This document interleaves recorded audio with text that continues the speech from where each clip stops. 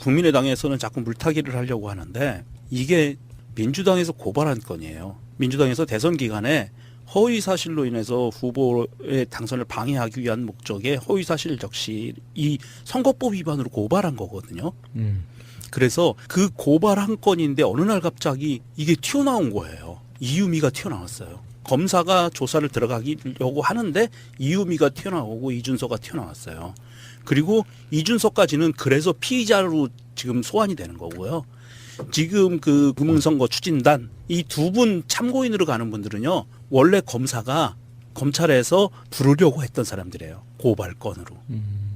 그러면 검사들은 처음에 이 공명선거 추진단 이 사람들의 혐의를 받대는 거고요. 처음에.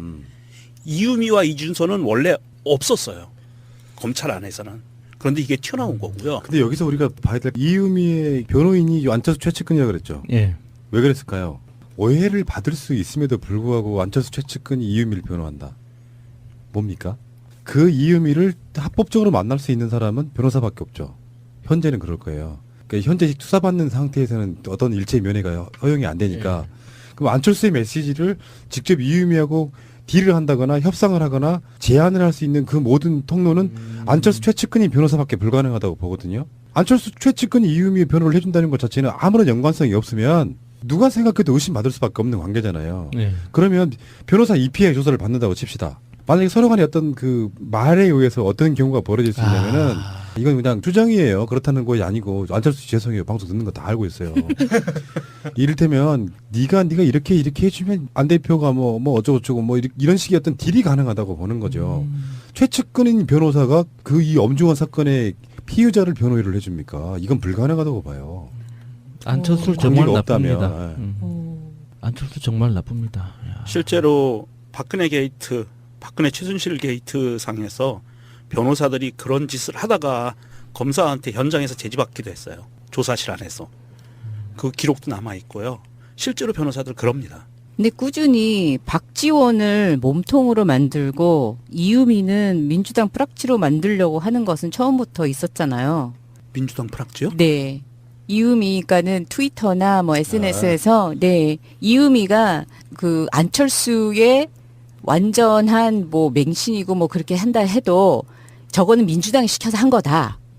민주당이 시켜서 한 거니까 이거는 우리 잘못이 아니고 저쪽이 문제다. 그러니까 박지원이 계속 니네들이 잘못한 걸 가지고 왜 우리한테 하냐라고 계속 흘렸고 그리고 박주선은 이게 가짜 뉴스라고 보도 자료를 계속 뿌리고 있고 강영재는 안철수는 절대 몰랐을 거라고 하고 아직도 TV에서 떠들고 다녀요. 그렇지만 박지원은 보고를 받지 않았을 거라는 그건 말도 안 된다고 하고 있어요. 박지원 대표가 정보에 굉장히 민감한 사람이잖아요. 네. 또 이제 정치계에서 정보통 하면 사실 박지원이라고 불리는데 그만큼 주변 관리가 굉장히 철저한 분이에요.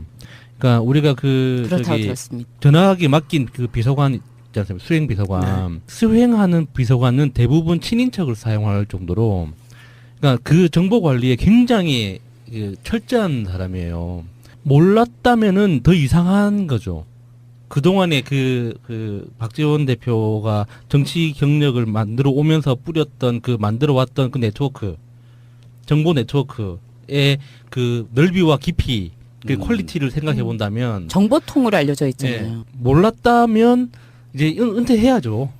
그 몰랐다면. 바이버를 사용한 부분도 이렇게 보거든요. 알고 있기에 우리는 이제 카카오톡이 통화 내용 같은 거, 대화 내용 같은 거를 다 갖다 바치는 바람에 텔레그램이라는 걸 망명해서 텔레그램 본사에서 한국을 주시하게 만든 사건이 있었지만 예. 실제로 그 즈음에 어떤 분이 저한테 바이버를 깔려고 이야기를 해주시더라고. 바이버는 이제 지금 텔레그램이 통화가 가능하지만 당시 바이버가 통화도 가능한 메신저였어요. 예. 근데 이야기를 들어본즉 국민의당 관계자들은 기본적으로 바이버를 엄청나게 많이 썼대요. 텔레그램도 아니고 바이버를 많이 썼답니다. 그래서 그 바이버로 박지원 대표에게 그런 보고가 갔는데 이상하게 자기 수행비서가 왜 수행비서가 대표를 수행 안 하고 딴 데가 있냐? 이를테면 이게 나중에 수사를 하게 되면 이렇게 나올 수도 있어. 같이 갔다가 무슨 일로 대표만 따로 움직이는 경우도 있을 수 있잖아요. 예. 그쪽에서 나머지 일을 처리하고 예. 그런 것들이 이제 공교롭게도 이렇게 상황이 맞아 떨어지니까 그거는 위치 추적 같은 거 해보면 다 나오는 거니까 그건 거짓말을 못 한다고 보고 그러니까 까봐라. 그 당시에 통화 내역을 까보면 통화 위치가 어디였는지 알게 될 것이다 이런 이야기도 자신 있게 하는데 그 자체는 그런 거잖아요. 내가 만약에 국민의당 관계자야. 평상시 때 그러이러한 보고를 어떤 사람한테 당대표나 뭐 선대위원장한테 했어요. 근데 그 엄중한 보고를 수행비서가 멀리 가 있었기 때문에 지금 시대를 뭘로 보고는 거야.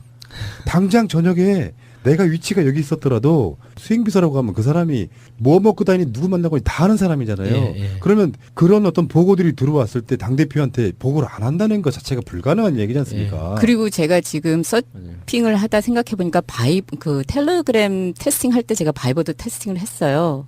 근데 지금 잊어버리고 있었던 게 바이버가 문자가 오면은 우리 보통 그 문자 메시지 있잖아요. 메시지가 오면은 문자가 같이 떠요. 그래서 보지 못했다는 확률이 굉장히 낮아요.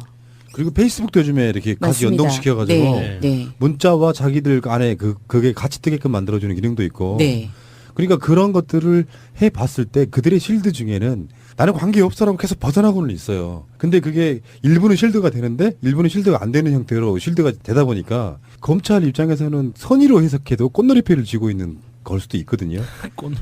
현재 문재인 정권에서 검찰로 하여금 국민의당을 털어 이렇게는 못해요. 예. 실제로 그 내부적인 힘이라는 게 있고 만약에 그런 식의 메시지가 내려오면 바로 들통날 겁니다. 문재인 정부도 이렇게 검찰을 이용하고 있다. 그러니까 검찰은 상당히 독립돼 있고 아마 서울지검 그러니까 중앙지검장만 해도 윤석열만 해도 위에서 내려가는 메시지는 없을 거예요. 예. 실제로 검찰총장도 임명된 것도 아니고 법무장관 임명된 것도 아닌 상태에서 만약에 법무장관 내정자나 이런 사람들이 잘 좀 해봐 국민의당 털어봐 이렇게 못한다고.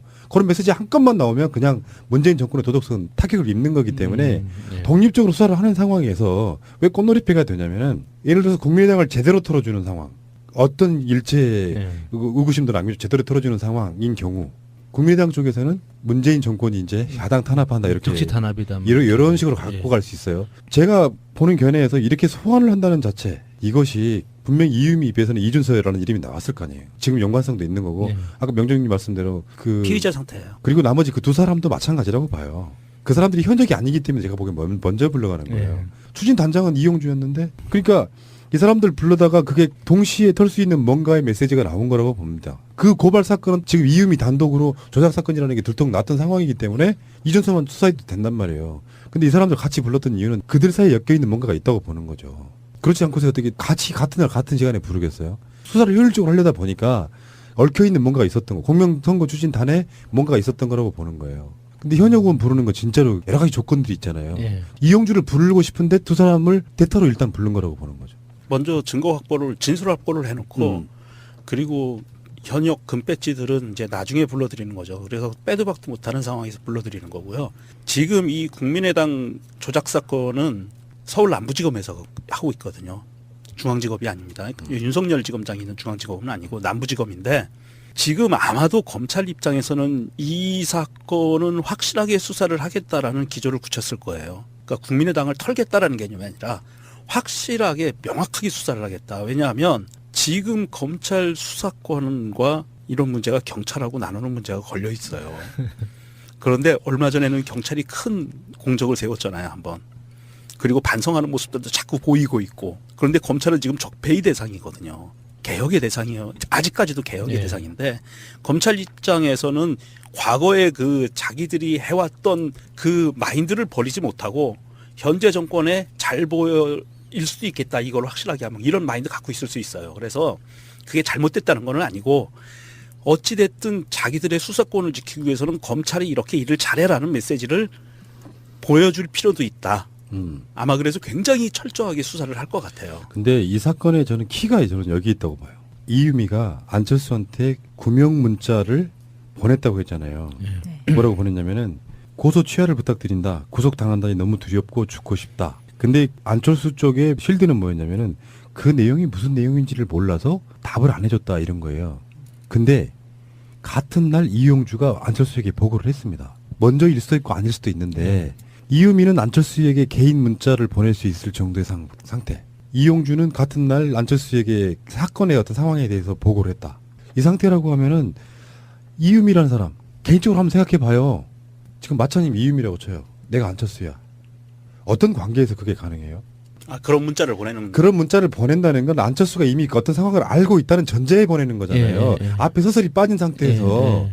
내가 전혀 모르는 상태고 평상시 때 연락도 없었는데 뜬금없이 구명 부탁하고 고소 취하 부탁드리려 하면 네가 누가 들어주겠냐고. 장문의 글을 쓰겠죠. 그렇지. 그러니까 보통은. 상황에 대한 설명들을 쭉 쓰고 나서 나중에 고소 취하 같은 거 좀 해갖고 좀 법적으로 마무리해 주세요 할 거 아니에요. 예, 예, 예. 안철수가 이미 그 사건을 알고 있다는 전제에 보낸 문자란 말이에요. 이유미가.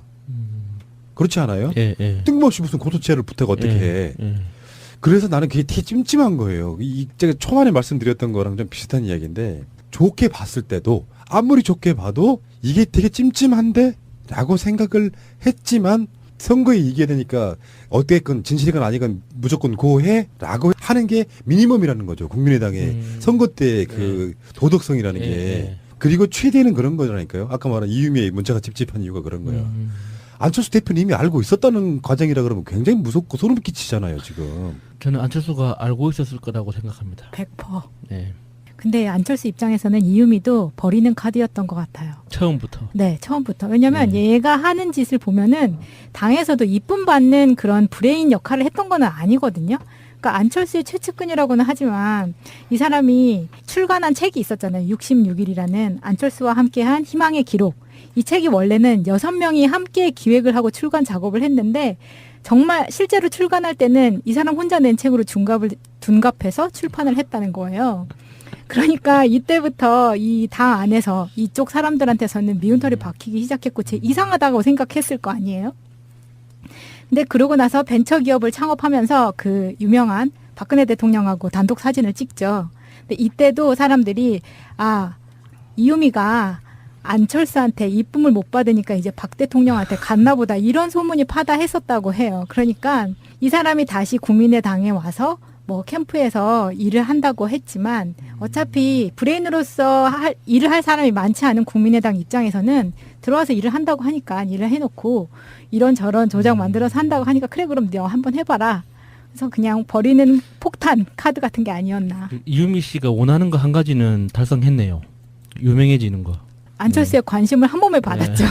안철수의 관심과 유명해지는 거는 달성했네요. 되는 거든 안 되는 거든 막 갖다 바치면서 충성을 다하고 이런 짓거리를 왜 하는지를 모르겠어. 그 정치권에서 가까이에서 보면요. 돈이 된다 안 된다를 떠나서 사람을 조종한다는 그 상황 자체를 즐기고 쾌감을 느끼는 사람들이 분명히 있습니다. 누구랑 안다, 첫 번째. 예. 예.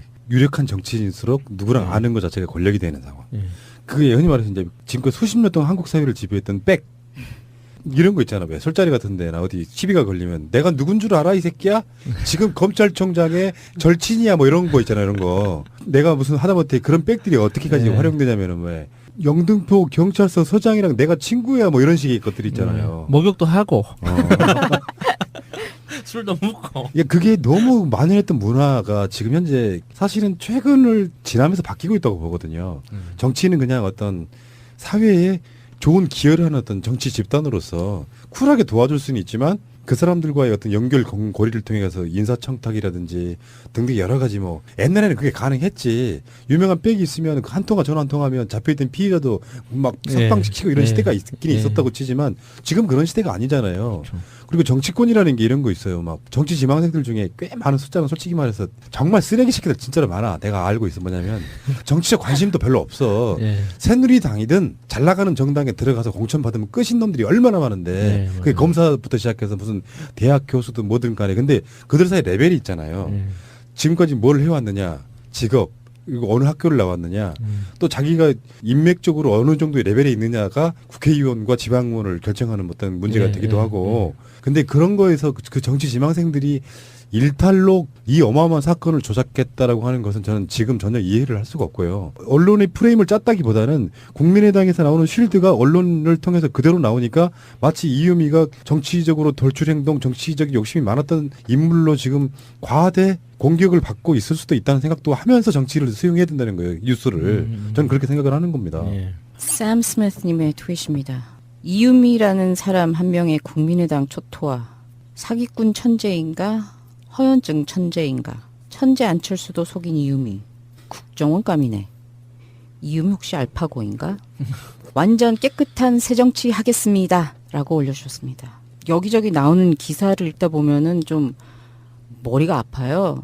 자기네들이 셀프 조사를 하고 제보 조작은 모르는 일이라고 안철수는 강력 부인을 하고 있고 그쪽으로 뭐 잠재적으로 몰고 가는 것 같고 당 자체가 근데 안철수가 거짓말을 계속하고 있다고 사람들이 다 그렇게 생각을 하잖아요. 예.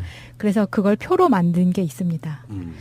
안철수가 지금까지 한 거짓말 중에 첫 번째, 백신 개발에 몰두하느라 입대를 가족에게도 못 알렸다. 이 얘기는 부인 김미경이 입대 날 같이 서울역까지 배웅했다라는 사실로 들통이 났었죠. 두 번째, 전 직원들에게 무상으로 주식을 몽땅 나눠줬다. 이것의 진실은 전체 주식의 불과 1.5%가량만 나눠졌다. 이고요.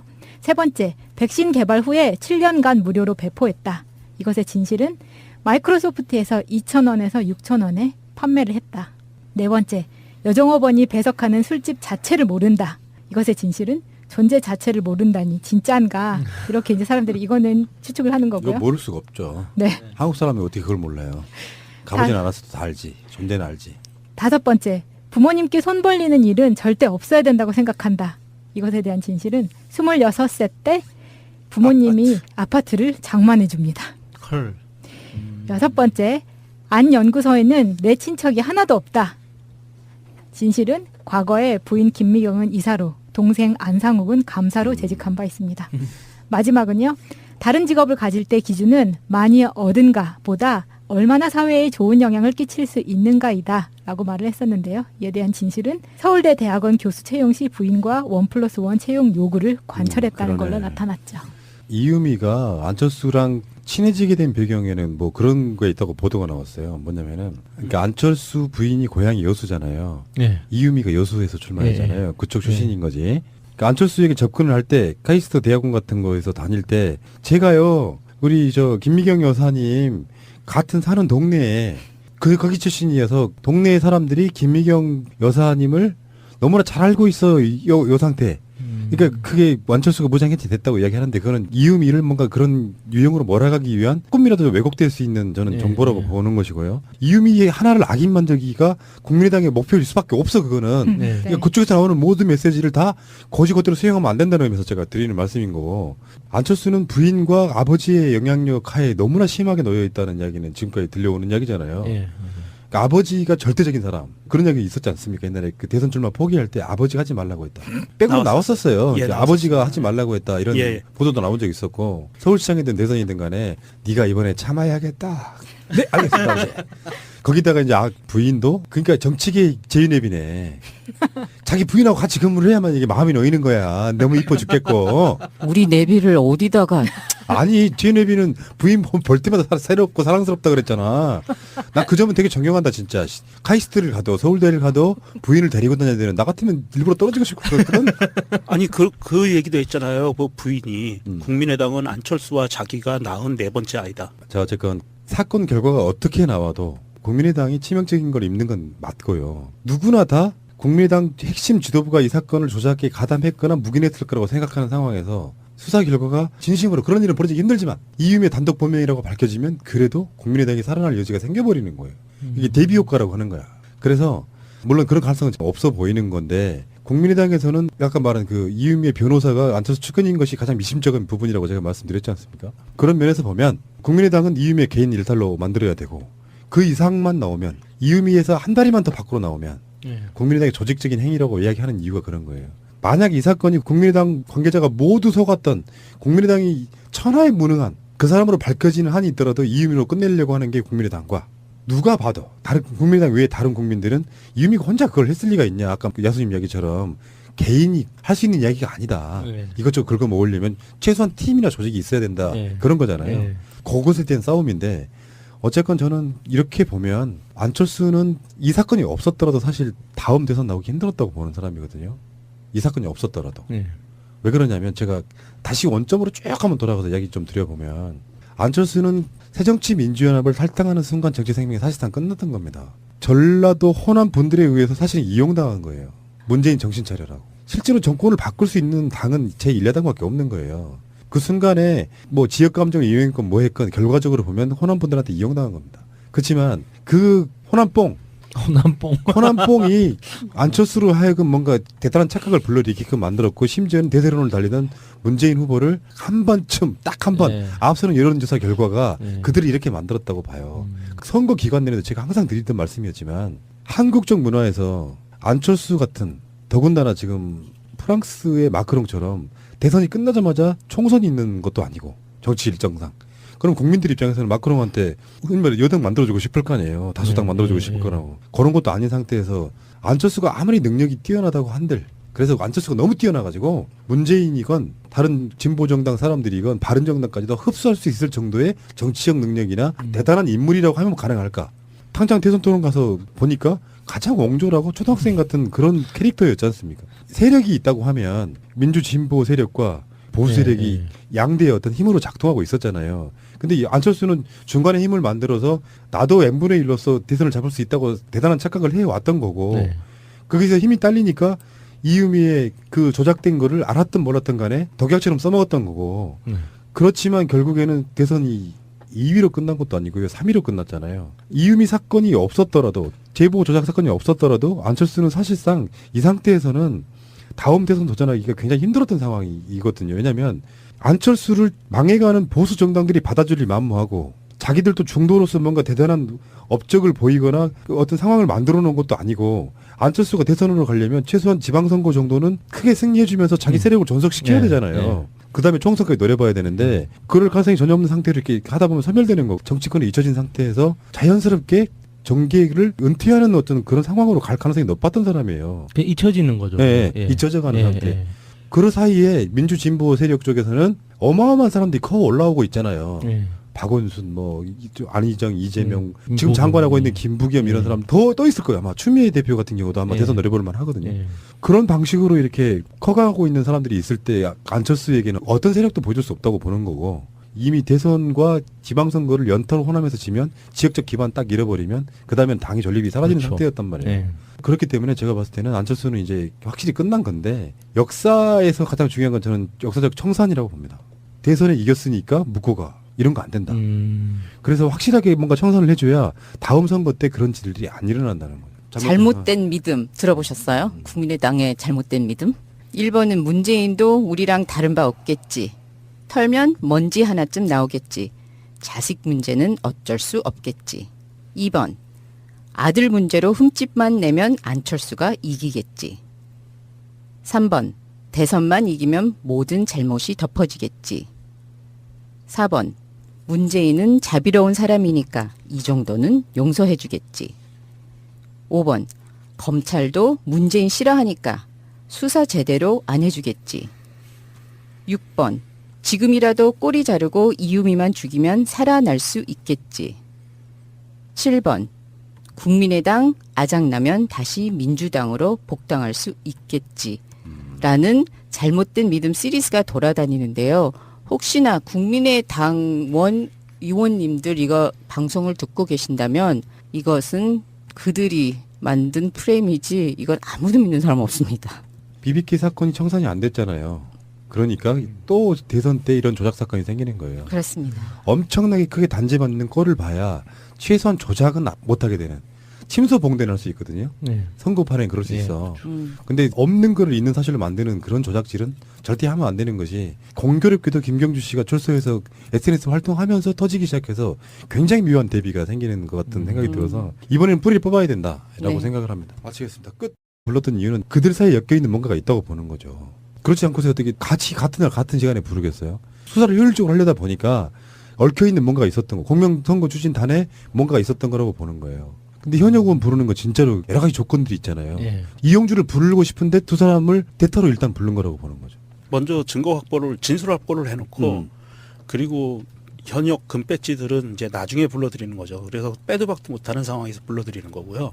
지금 이 국민의당 조작 사건은 서울 남부지검에서 하고 있거든요.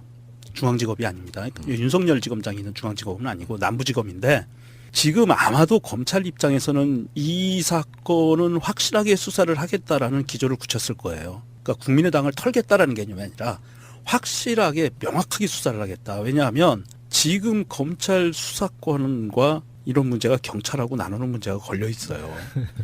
그런데 얼마 전에는 경찰이 큰 공적을 세웠잖아요, 한번.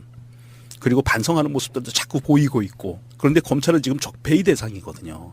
개혁의 대상이에요. 아직까지도 개혁의 네. 대상인데 검찰 입장에서는 과거에 그 자기들이 해왔던 그 마인드를 버리지 못하고 현재 정권에 잘 보일 수도 있겠다. 이걸 확실하게 하면 이런 마인드 갖고 있을 수 있어요. 그래서 그게 잘못됐다는 건 아니고 어찌됐든 자기들의 수사권을 지키기 위해서는 검찰이 이렇게 일을 잘해라는 메시지를 보여줄 필요도 있다.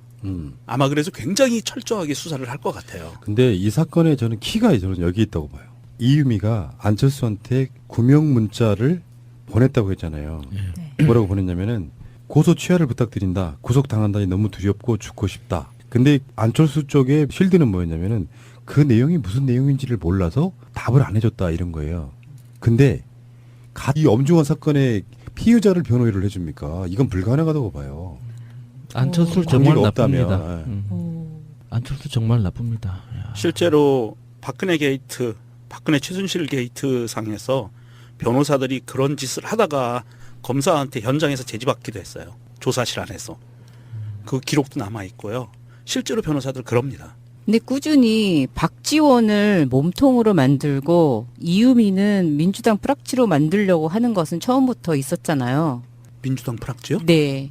이유미가는 트위터나 뭐 SNS에서 네. 이유미가 그 안철수의 완전한 뭐 맹신이고 뭐 그렇게 한다 해도 저거는 민주당이 시켜서 한 거다.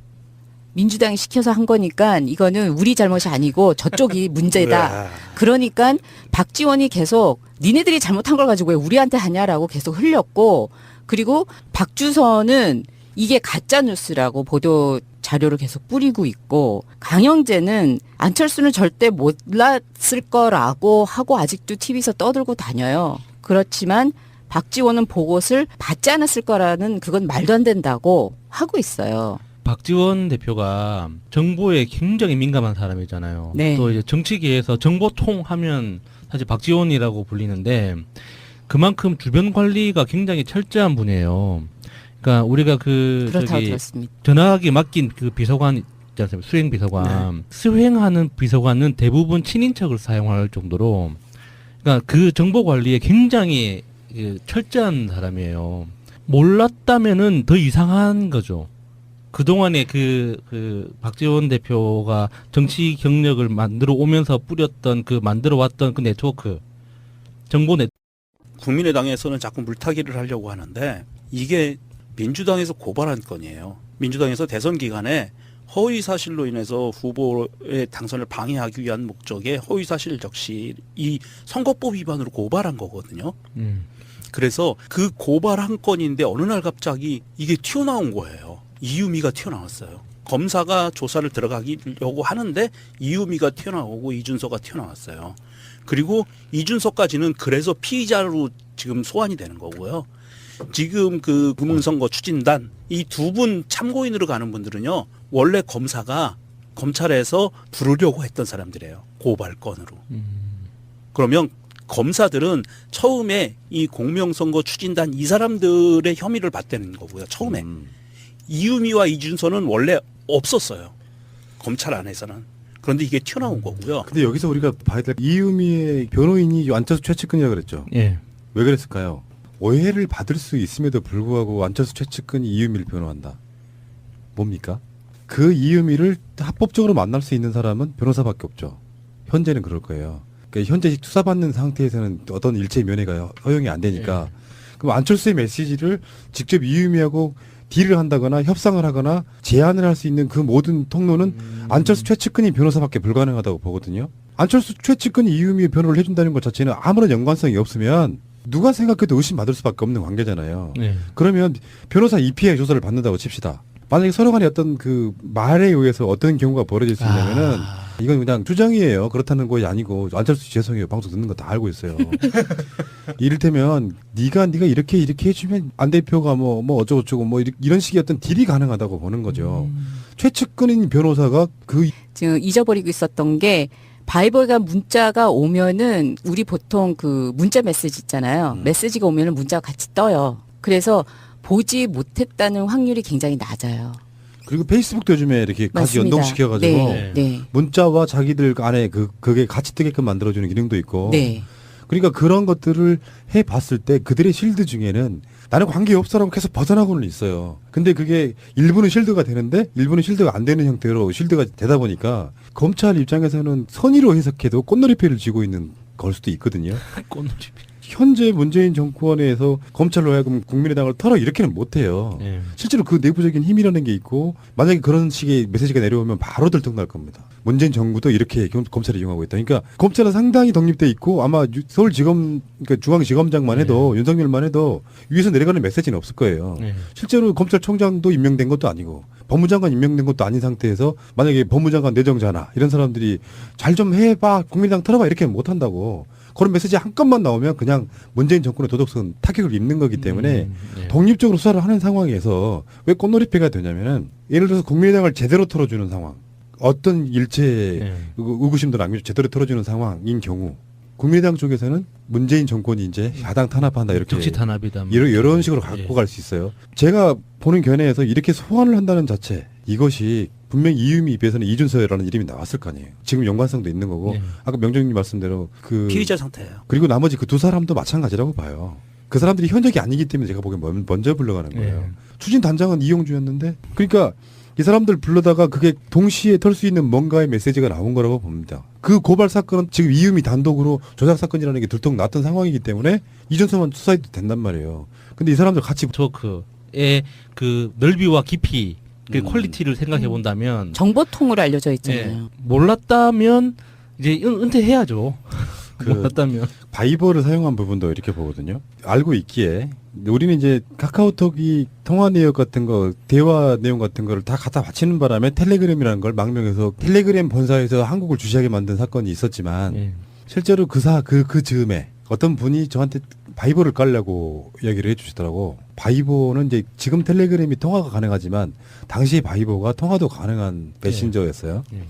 근데 이야기를 들어본즉 국민의당 관계자들은 기본적으로 바이버를 엄청나게 많이 썼대요. 텔레그램도 아니고 바이버를 많이 썼답니다. 그래서 그 바이버로 박지원 대표에게 그런 보고가 갔는데 이상하게 자기 수행비서가 왜 수행비서가 대표를 수행 안 하고 딴 데가 있냐? 이를테면 이게 나중에 수사를 하게 되면 이렇게 나올 수도 있어. 같이 갔다가 무슨 일로 대표만 따로 움직이는 경우도 있을 수 있잖아요. 그쪽에서 나머지 일을 처리하고 그런 것들이 이제 공교롭게도 이렇게 상황이 맞아 떨어지니까 그거는 위치 추적 같은 거 해보면 다 나오는 거니까 그건 거짓말을 못 한다고 보고 그러니까 까봐라. 그 당시에 통화 내역을 까보면 통화 위치가 어디였는지 알게 될 것이다 이런 이야기도 자신 있게 하는데 그 자체는 그런 거잖아요. 내가 만약에 국민의당 관계자야. 평상시 때 그러이러한 보고를 어떤 사람한테 당대표나 뭐 선대위원장한테 했어요. 근데 그 엄중한 보고를 수행비서가 멀리 가 있었기 때문에 지금 시대를 뭘로 보고는 거야.